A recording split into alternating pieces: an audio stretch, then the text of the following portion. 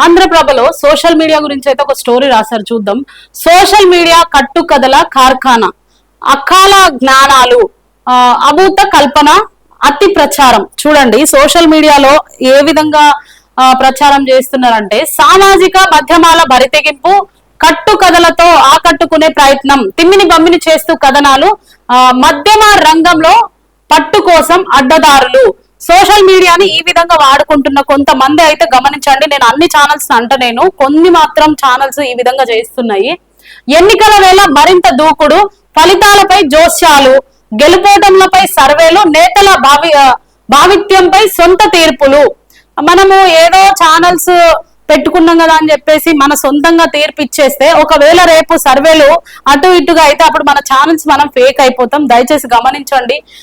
కొన్ని ఛానల్స్ ఈ విధంగా చేస్తే అన్ని ఛానల్స్ కి చెడ్డ పేరు వస్తుంది. ఒక జర్నలిస్టులుగా మనం పని చేస్తున్నప్పుడు ప్రజలకు ఉన్నది ఉన్నట్టుగా మనం చూపించే బాధ్యత మనది.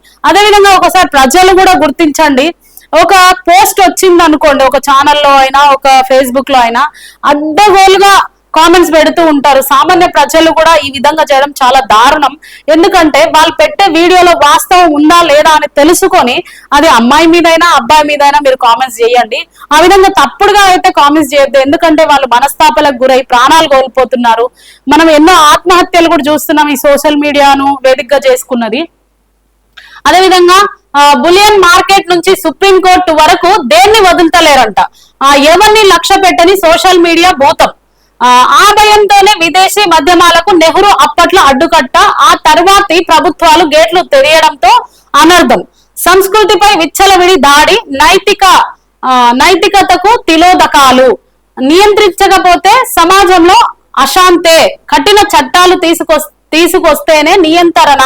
సామాజిక మాధ్యమాలకు కళ్ళెం వేయాల్సిందే. నిపుణుల సూచన ఏమంటున్నారంటే, కఠిన చర్యలు, కఠిన చట్టాలు తీసుకొని రావాలి.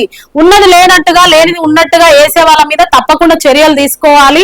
ఎందుకంటే మేము కూడా ఛానల్ రన్ చేస్తున్నాం. ఉన్నది ఉన్నట్టుగా చూపించడం మన బాధ్యత.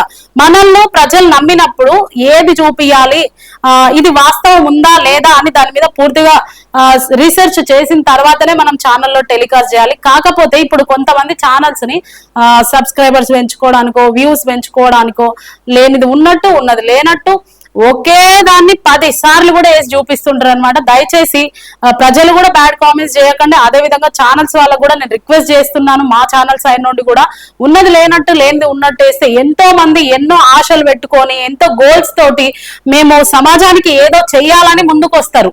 ఛానల్స్ రన్ చేయాలి, మేము ప్రజల్లో ఒక చైతన్యం తీసుకురావాలని ఎన్నో గోల్స్ పెట్టుకొని ముందుకు వస్తారు. అయినా కూడా కొన్ని ఛానల్స్ ద్వారా అందరికి బ్యాడ్ నేమ్ వస్తుంది. అదేవిధంగా కొంతమంది ఈ ఛానల్ వేదికగా చేసుకొని తిట్టడం స్టార్ట్ చేస్తారు అనమాట. వాళ్ళని తిట్టడము, వీళ్ళని తిట్టడం, ఆ విధంగా తిడితేనే హైప్ అవుతాం మేము అనే అపనమ్మకం వాళ్ళకి. కానీ అది కొద్ది రోజులు మాత్రమే ఫేమ్ తీసుకొస్తుంది. ఉన్నది ఉన్నట్టుగా మనం చూపిస్తే మన ఛానల్ ను ప్రజలు తప్పకుండా ఆదరిస్తారు. సో దయచేసి ఛానల్ వాళ్ళకైనా ప్రజలకైనా మా ఒక చిన్న విన్నపం ఏంటంటే, బ్యాడ్ కామెంట్స్ ఎవరు పెట్టకండి. అదే విధంగా ఛానల్ వాళ్ళకు కూడా ఒక రిక్వెస్ట్ ఏంటంటే, లేనిది వేయకండి, ఉన్నది ఉన్నట్టుగా చూపియండి.